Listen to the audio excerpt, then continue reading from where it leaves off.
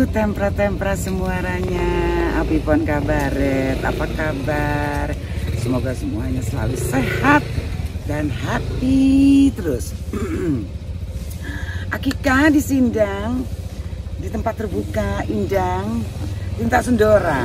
Akika bersama teman lama Tempra Lambreta Akika, ya, Ketumbaran, barusan syuting bareng. Cek. Sapose Diana, taran, Ingrid Wijanarka. Iya, hai viewersnya Debbie Saertian. Senang sekali nih bisa ketemu di channelnya Debbie. Apa kabar, Ing? Baik, Ebi. Apa sih Akika mawar ngobras pakarena bahasa gaul ya? Kawanwa apa sih kabaretnya? Saya itu kadang-kadang drama musikal, kabaret juga, ya kadang-kadang juga main kabaret juga sih. Maksud Akika kawanua ya, apose kabaretnya. Oh, ya ibu saya aja yang kawanua ya, Tondano dan Tomohon. Kalau ayah saya tuh Jawa. Iya. Kawanua sebenarnya ngeretek apa? Pipon tinta si apose yang Akika ngomyang. Kadang-kadang sih pakai mesin tik, kadang-kadang pakai tinta pena gitu ya. Tapi kalau makanan tuh ngomyang sama bahasa gaul. Akika ngomyang bahasa gaul, kawanua ngeretek tinta. Oh iya, tergantung. Kalau begini ngeretek ya, bunyi gini bunyi. Tapi tergantung kita lagi pegel apa enggak. Jadi ngeretek apa enggak gitu loh. Aku sebenarnya tentang ngeretek kan ya. Iya. Udah deh kalau gitu kita ngobrol pakai bahasa Indonesia. Oh, oke. Ing, terus ceritain dong. Kan sekarang masa pandemi gindangnya.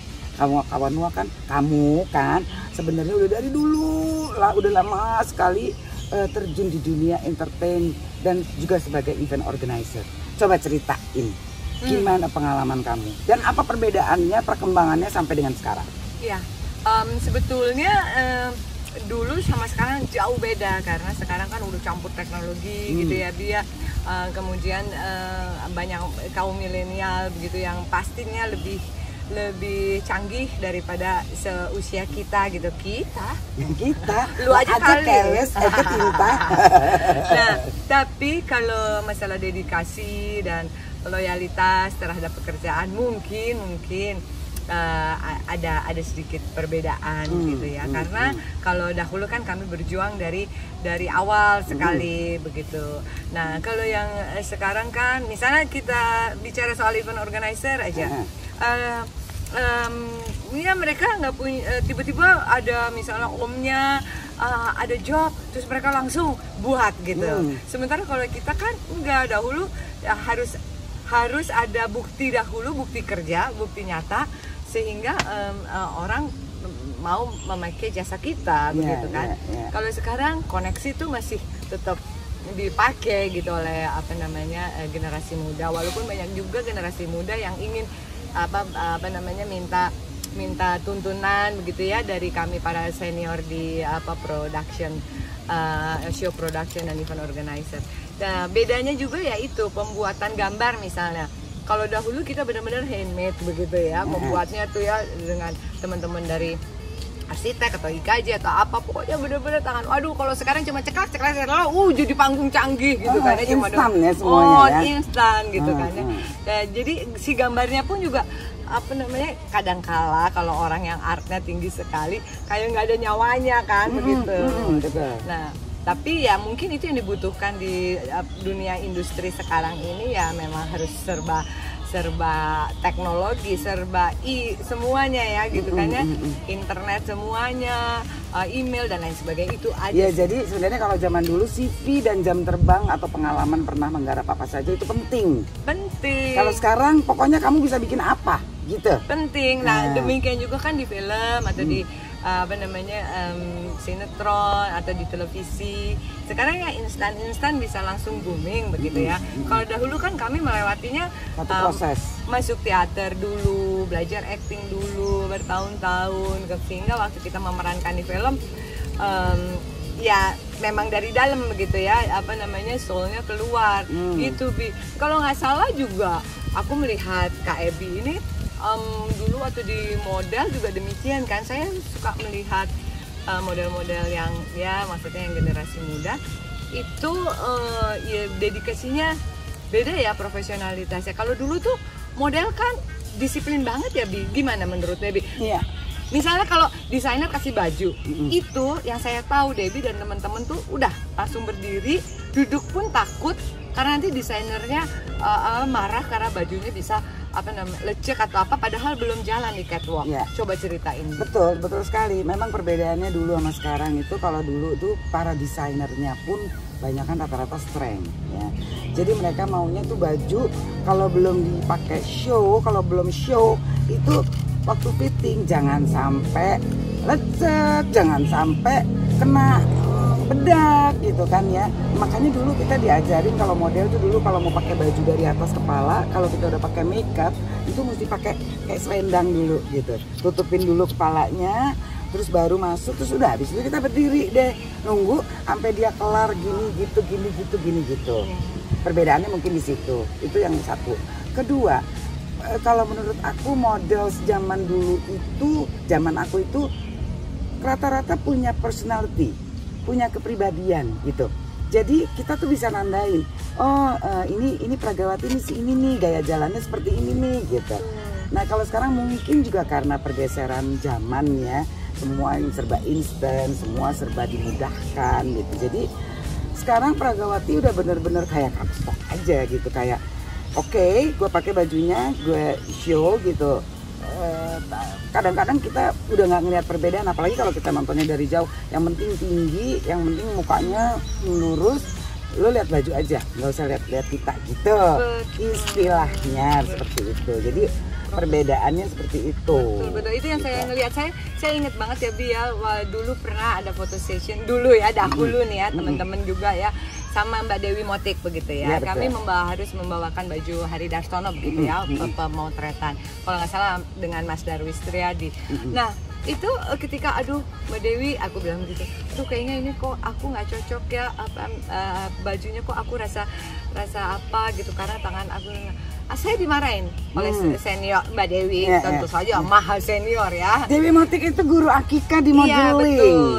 Nah kemudian Ingrid, pokoknya kalau desainer sudah memilih baju untuk kamu peragakan atau difoto kamu, berarti dia sudah memilih yang terbaik untuk posturmu atau untuk jiwamu, begitulah kurang lebih. Oh iya maaf Mbak Dewi, terima kasih banyak atas tuntunannya begitu. Kemudian saya dengan senang hati menggunakan itu. Nah itulah salah satu pelajaran ya. Jadi lu jangan macam-macam deh, emangnya desainer bodoh begitu kan ya. Kan banyak, gue nggak mau pakai yang ini, nggak mau pakai yang ini. Saya melewati juga tuh di tahapan seperti itu kan. Iya oke, nah gitulah. Nah sekarang kan kamu kan udah entertain ya, artinya event organizer, komedi juga. Kita juga disatukan di dalam wadah komedi Lenong Rumpi pada waktu Telepati Diana.